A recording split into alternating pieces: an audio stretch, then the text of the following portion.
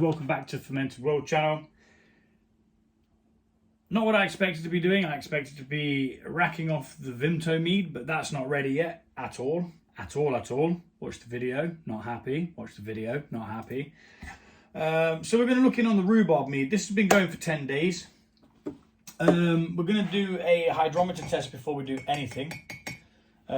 Mainly because that will dictate what is occurring, really. So we're going to take the bung off. Place said bung in there. We're going to get past all this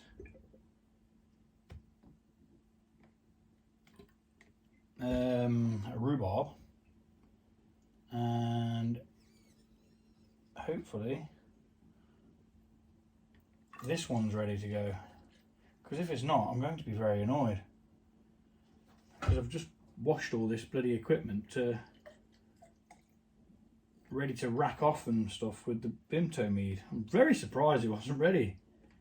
But then again, that's what happens when you're messing around with preservatives. You know? You never can be quite sure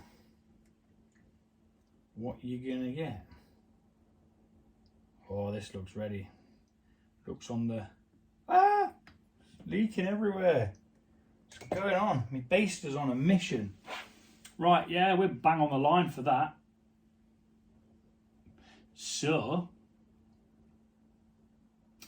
I reckon we're going to end up backsweetening this, because we do want a bit of honey. Have a bit of a taste, see where it's at. Oh, that smells gorgeous.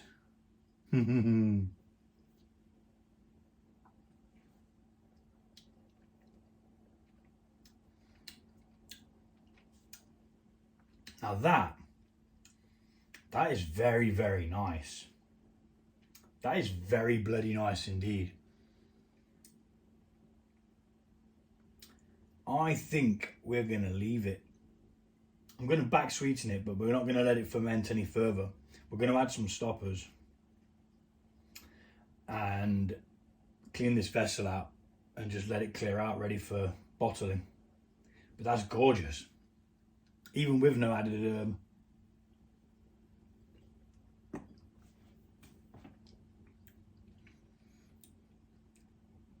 It's got a sweetness there. It's not without sweetness. I'm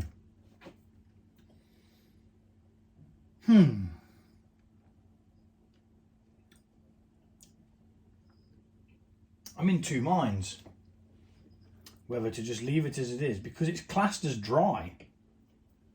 But the rhubarb there, it's doing something. It's making it, I like to say tart, but it's not tart. It's not sour either. It's the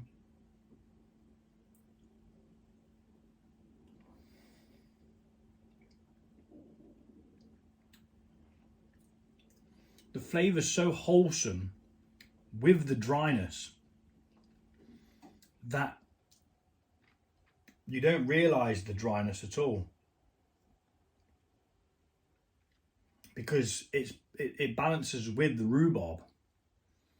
You know, sometimes if you get a 100% dry mead, piss off, fly.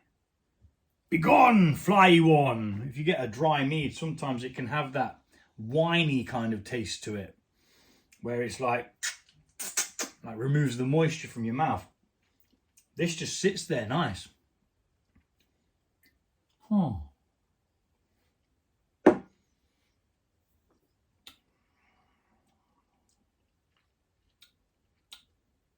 Do you know what? I'm not even going to jump the gun. I've got to go do the school run shortly. I'm going to think it over. I'm not going to just do something for the sake of it because I'm here. I'm going to contemplate what to actually do, because what I know I should have done now. So I'm going to have to draw some more off. What I should have done is took a sample out and added a little bit of honey to see whether the additional honey would be beneficial or not.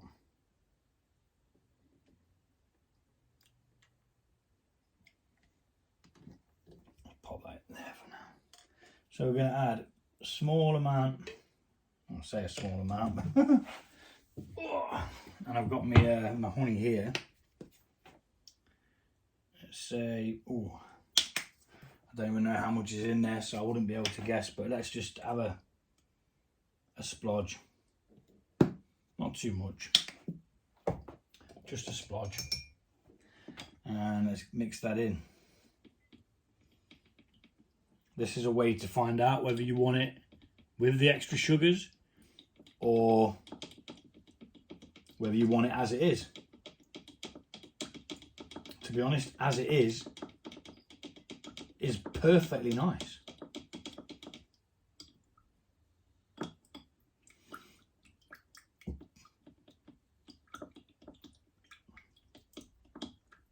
Just make sure that that sugar's, oh sorry, the honey's mixed in now. That's the only problem. Right, let's try it with a bit of honey in.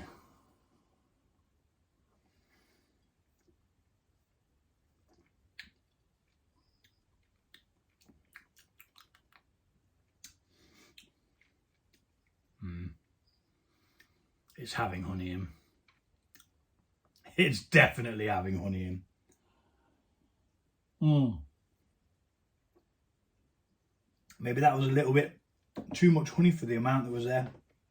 But hot diggity damn, that is nice with the honey.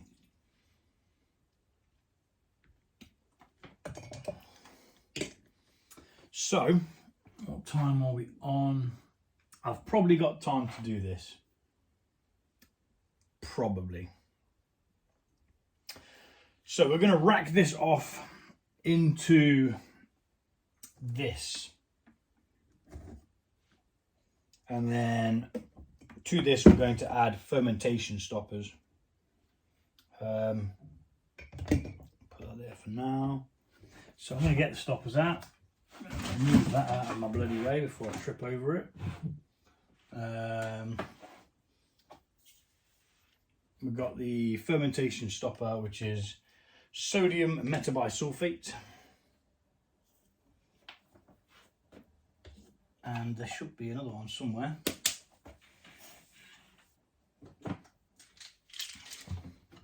Which are the Campden tablets. Campden tablets, for some reason, come in tablet form. Which is why I bought this. To crush the bleeding things.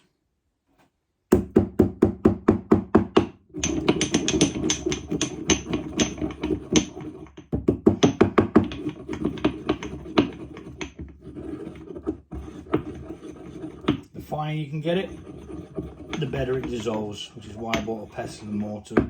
Normally I wouldn't fanny around with things like that, but needs must, and it was a need, so it must. And what I do is, they say to dissolve this in some water, but I just put it into the bottom of the pitcher here, and I do it that way. Not really one to follow rules, break the mold, do things your own way. Don't have to follow the flipping rules all the time. Do it whichever way is bloody easier for you. That's the way I see it. And this way is easier for me. We need half a teaspoon or 1 gram of this. So that's a 1/4 teaspoon there. I'm going to buy some more of this. And that's the other 1/4 making up half. Now we are going to speed this up. That's what we're going to do.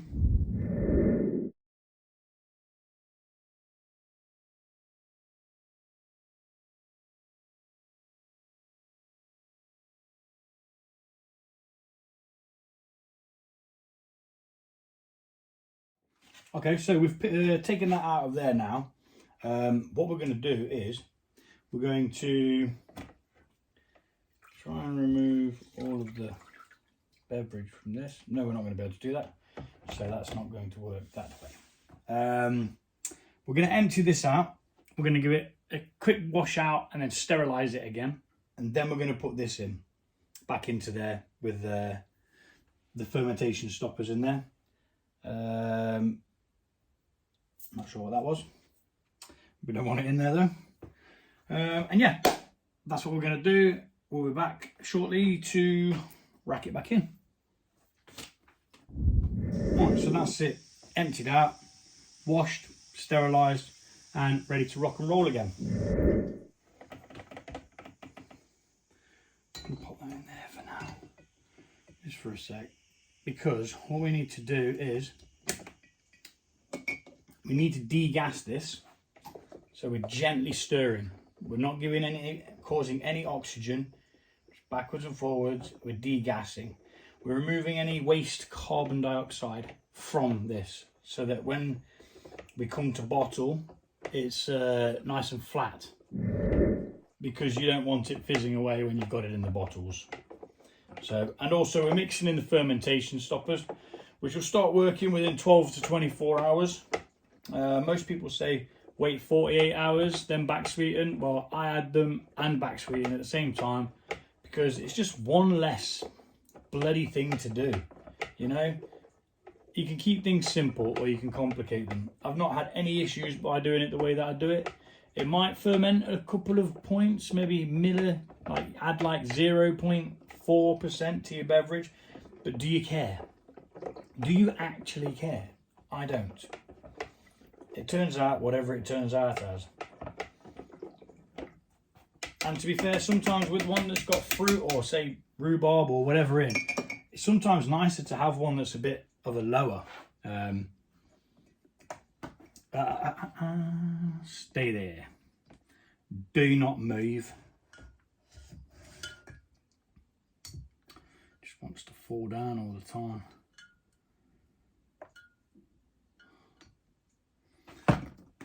What I've got to do, put it through and then clamp it.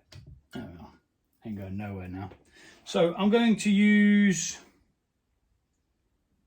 I'm going to eyeball, I can't even eyeball it because people are going to want to know what I've done, what I've put in it. So I need an empty, there's never an empty container when you need it. Okay, so we'll just do it the process of elimination. So this is a 740 gram container. 720. So we've got 750 there, which means 33 of it is the container. So 33 grams is the container. So this minus 33 grams would be 330. So about 330 grams of honey is going in. Yes, that's what it has done. In it goes. And also when you're adding after, always be careful not to put it over the 4.5 mark, just in case it does start fermenting again, which it could. It sure could. Now, I'm going to get a bit of water to rinse this out with. I know I shouldn't, but I'm not going to sit here and waste this. Or stand here for 7 hours while it drips out on its own accord. Ain't nobody got time for that. So, let's grab some water. And we're going to gently try and swizzle all that around without creating too much oxygen. Oxygen is bad. At this point of a brew, at the beginning of a brew, it's good, but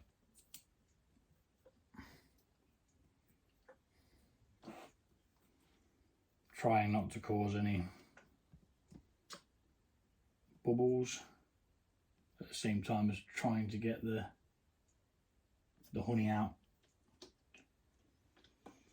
The honey, so while I'm doing that, I'm just going to stir this gently as well, get the honey mixed in.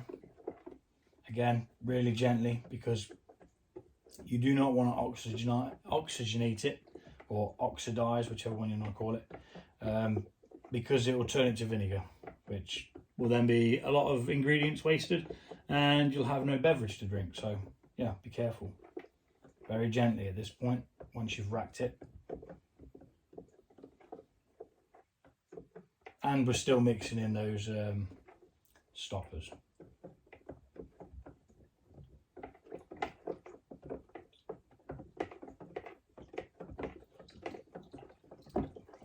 Da, da, da, da. No, there's still honey in there, so we need to carry on mixing. This is going to take a while, so I'll speed it up.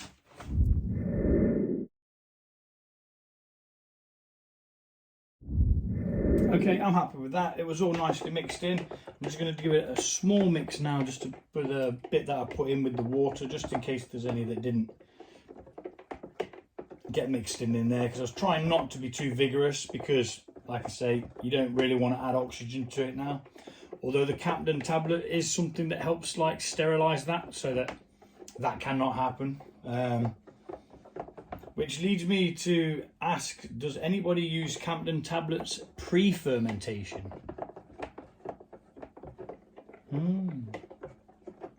Because when you bring beer in an all grain setup, which I will be soon, most people use Captain tablets to sterilize the water beforehand, releasing all the chlorines and stopping it from like oxidizing, which is interesting, because it makes me wonder whether I could do that.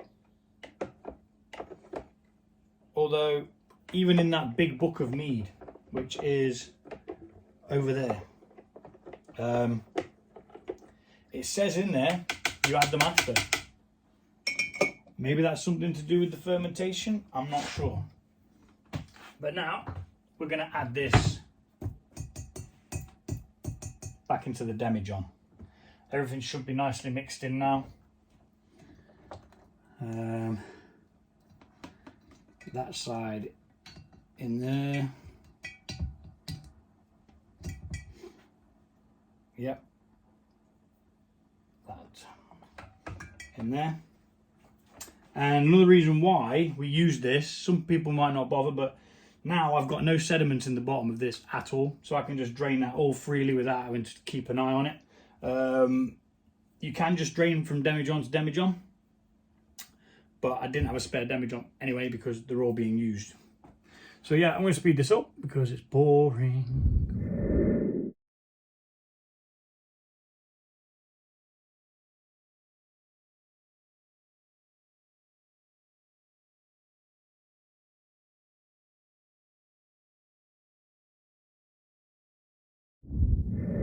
So that's the end of the video. As you probably saw it then, I forgot that I didn't take a gravity reading after putting the honey in. The reason why that's important is you want to know whether it's carried on fermenting. So if I come to this now, next time, and it's not at 26, like it was at just then, I'll know that it's carried on fermenting, and I'll know that it's not safe to bottle. If it's only gone down by a minimal amount, I'll know that the fermentation stoppers have worked and it's stopped it. There you go. That's the end of that. Nice, really nice, simple one. Racking off the rhubarb mead, which is a success.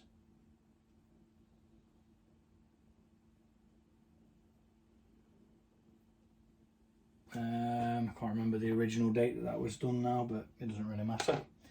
And I got myself a little drinky poo, which is good. I did have a little taste as well with the 300 and, was it 330? Yeah, 330-ish or 320-ish grams of honey.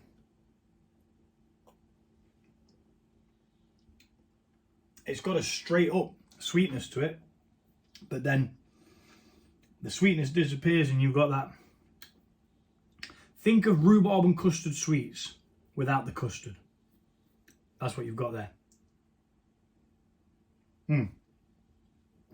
Thanks for watching. Take it easy and I'll see you all soon.